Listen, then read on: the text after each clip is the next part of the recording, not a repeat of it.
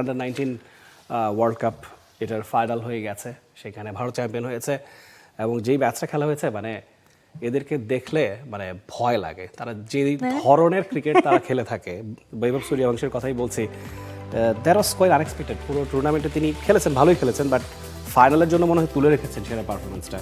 80 বলে 175 রান তিনি করেছেন। আয়ুষ মাহাত্রে 53 রান করেছিলেন, অভিজ্ঞান কুন্ডু 40 রান করেছিলেন।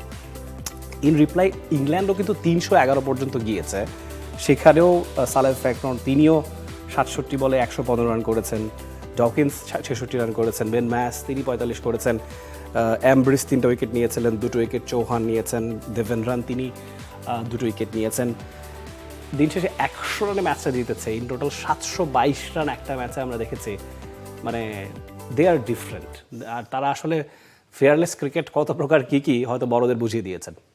মানে টি-20 বিশ্বকাপ আজকে শুরু হয়েছে, কিন্তু আপনার কালকের ম্যাচটা দেখলে মনে হবে যে আপনি টি-20 ম্যাচ দেখছিলেন। এবং যেইভাবে ইন্ডিয়া ডমিনেট করে আসলে জিতেছে, মানে the fact is this guy না, মানে এটা বাচ্চা, দিস কিড মানে ওয়ান্ডার কিড, মানে যে বলা হয়, মানে আসলেই ওয়ান্ডার কিডের মানে সবচেয়ে বড় উদাহরণ। এবং চেন কুলিকে ম্যাকুলি যে মুভির যে সেই ক্যারেক্টারটা, মানে এইটা আসলেই লিটারালি মানে এই সেই ক্যারেক্টার ভাই, এইটাই সেই বাস্তব মানে রূপ। Very good reference. এবং তিনি যে ধরনের শটস খেলে থাকেন এবং ইংল্যান্ডেরও মানে প্রশংসা করতে কার্পণ্য করার সুযোগ নেই। ওভারঅল যেই স্ট্যান্ডার্ডের ক্রিকেট এই টুর্নামেন্ট জুড়েই, আপনি আফগানিস্তানের কথা বলুন, তারাও ফাইনালের খুব কাছাকাছি পৌঁছে গিয়েছিল এবং বাংলাদেশ হয়তো বা একটু আগে ছিটকে গেছে। বাংলাদেশ ওয়াজ আনলাকি ইন এ সেন্স যে অনেক বেশি ট্রাভেল করতে হয়েছে এবং বাই রোড ট্রাভেল করতে হয়েছে। সো দোজ আর আসলে এক্সপেক্টেড ছিল না। ওগুলাকে আবার আপনি এক্সকিউজ হিসেবে দিতে পারবেন। এক্সকিউজ না, মানে টায়ারিং। আপনি যখন 8 ঘন্টা বাস জার্নি করে ক্রিকেট ম্যাচ খেলতে যাবেন, it is tiring, it is a bit tiring. সেই জায়গায় যাই হোক, মানে আমরা যদি টপ রান স্কোরারদের তালিকাটা দেখতে চাই, সেখানে ইংল্যান্ডের প্লেয়ারদের কিন্তু সরাসরি টপ 10 এর মধ্যে সম্ভবত 4 জন ইংল্যান্ডের প্লেয়ার আছে। এবং বেন মায়াস এই বিধ্বংসী ইনিংসের পরেও বৈভব সূর্যবংশী তিনি 1 নম্বরে নেই। তার চেয়ে বেশি 4টা রান করেছেন বেন মায়াস, যার অ্যাভারেজ 74, স্ট্রাইক রেট 112। সূর্যবংশী 7 ম্যাচে 439 রান, 63-র কাছাকাছি গড়, 170 স্ট্রাইক রেট। ফয়সাল চিনোজাদা তিনি 435 রান করেছেন, 87 গড়, 107 স্ট্রাইক রেট।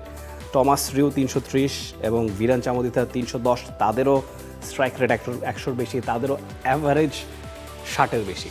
হ্যাঁ, আপনি সেটাই এটাই দেখেন, মানে আপনি ওয়ান ডে ক্রিকেটে জিনিসই বলতে চাই, মানে শীর্ষ 11 জন প্রত্যেকের অ্যাভারেজ 60+। শীর্ষ 7 জন প্রত্যেকের স্ট্রাইক রেট 100+। এটা টি-20 ফরম্যাটের বিশ্বকাপ নয়। এবং সেই জায়গাটায় প্রমাণ করে যে আপনি যদি মডার্ন ডেতে আপনি if you want to be among the top run getters, you have to have a pretty decent strike rate. So এর বাইরে কোনো বিকল্প আসলে নেই।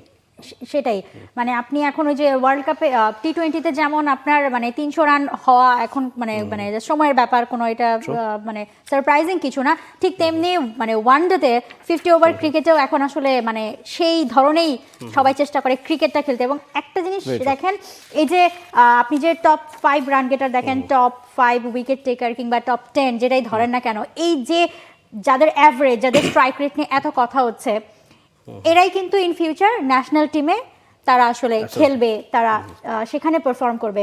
এবং ম্যাক্সিমাম দেশেরই কিন্তু দেখা যায় যে তারা আন্ডার-19 যে পারফর্মটা করে যায়, ন্যাশনাল টিমে গিয়েও সেটার কনসিস্টেন্সি থাকে। আমার মনে হয় না, মানে ন্যাশনাল টিমে গিয়ে সেটা আরও ম্যাচিওর হয়, তখন তারা সিচুয়েশন বুঝে স্ট্রাইক রেট ধরে কিংবা রোটেট করে খেলতে পারে। একমাত্র আসলে বাংলাদেশের ক্ষেত্রে আমরা এই ব্যাপারটা আসলে খুব কম দেখে থাকি, যে আন্ডার-19-এও মানে সুপার পাওয়ার একটা পারফরমেন্স দেখিয়ে তারপর ন্যাশনাল টিমে সেটা তো খুঁজে পাওয়া যায় না। হয় কি, আপনি যখন আন্ডার-19 চ্যাম্পিয়ন হয়ে ন্যাশনাল টিমে চান্স পাবেন, আপনার বয়স তখন হয়তো 20, 21, 22 এরকম থাকবে। আপনাকে কিন্তু খেলতে হবে যার কিনা ইন্টারন্যাশনাল অ্যারেনাতে 12, 14 বছর, 15 বছরের এক্সপিরিয়েন্স আছে। হয়তো 32, 33, 34 বছরের একজনের সঙ্গে আপনার লড়তে হচ্ছে। That is tough.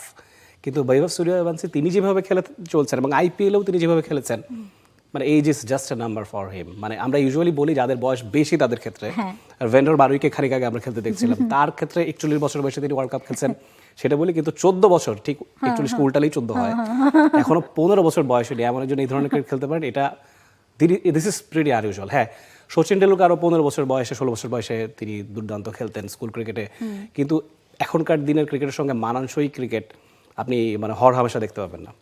যদিও তার বয়স নিয়ে ভারতেও আসলে একটু মানে আলোচনা আছে, কানাঘোষা হয় যে 14 15 16 মানে হোক 14 15 16 যেটাই হোক মানে 15 16 17 18 a হলেও তো teenager. হ্যাঁ মানে টিনেজার মানে এবং যেই ধরনের যেভাবে খেলে চলেছে ভাই সবার চোখ মানে কপালে ওঠার মতো। আমরা টুর্নামেন্টের হাইয়েস্ট উইকেট টেকারের দিকে যদি একটু আসলে দেখে নিই একবার যে নামগুলো রয়েছে, এখানেও কিন্তু আসলে ইংল্যান্ডে সবার ওপরে রয়েছে ম্যানি লামসডেন। তিনি 7 ম্যাচে 16 উইকেট নিয়েছেন এবং মানে 5 আর তুলেছেন।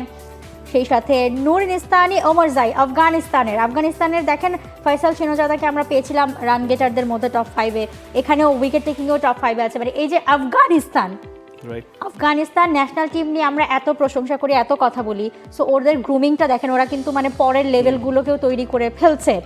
এবং সেখানে এরপরে রয়েছে আব্দুল সুবহান 5 ম্যাচে 13 উইকেট। তার ইকোনমিটা দেখেন মানে 2.92।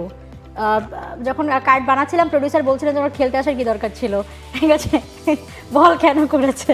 আচ্ছা, আলী রাজা পাকিস্তানের আছেন এবং সেই সাথে বাংলাদেশের আল ফাহাদের নামটাও এখানে রয়েছে টপ 5 উইকেট টেকারের মধ্যে। 5 ম্যাচে 12 উইকেট নিয়েছিলেন, 5 আর তুলেছিলেন 38 রানে এবং 4.65 তার ইকোনমি। ফাইনালি বাংলাদেশের একটা নাম আসলে পাওয়া গেল রাফি। এটা দেখে স্বস্তি লাগছে। আল ফাহাদ একটা ম্যাচে 5 আর পেয়েছিলেন এবং টি20 কি বলবো আন্ডার 19 ওয়ার্ল্ড কাপে দেখুন বাংলাদেশের ধারাবাহিকতা, আপনি বলছিলেন যে আমরা আসলে ওই ধরনের এক্সপ্লোসিভ ব্যাটার বোলার পাই না। 2020-এ যে বিশ্বকাপটা জিতেছিলাম সেই টিমটারই প্রায় সিংহভাগ কিন্তু এখন ন্যাশনাল টিমে বা ন্যাশনাল টিমের রাডারের আশেপাশে আছেন। কিন্তু প্রশ্নটা আসে গুণগত মানের কথা যখন আসে তখন অনেক কিছুতেই আমরা বোলিং এ পেলেও ব্যাটিং এর প্রশ্নটা খুব বেশি আসে। হ্যাঁ, তাওহিদ হৃদয় আছেন, শামীম পাটোয়ারি আছেন, বেশ কটা নামই আছে, তানজিদ তামিম আছেন। তারপরে দিন শেষে কিন্তু যে ওয়ার্ল্ড ক্লাস হয়ে ওঠা এখনো হয়তোবা আমরা সেই পথে আছি। আপনি তানজিদ তামিমের গ্র্যাজুয়াল ইমপ্রুভমেন্টের কথা আপনাকে বলতেই হবে। Shamim Patwari middle order late middle order যে ধরনের ব্যাট করে থাকেন সেটা কিছু কিছু দিন ওয়ার্ল্ড ক্লাস হয়ে যায়, কিন্তু এই যে ধারাবাহিকতার একটা জায়গায় আমরা মার খেয়ে যাই, সেই জায়গাটাই আর একটু নজর দিয়ে অবশ্যই যেতে পারে। For more updates, subscribe to our YouTube channel and click on the bell icon. Follow us on Facebook and Instagram. Download T-Sports app to enjoy exciting games and highlights. Visit tsports.com.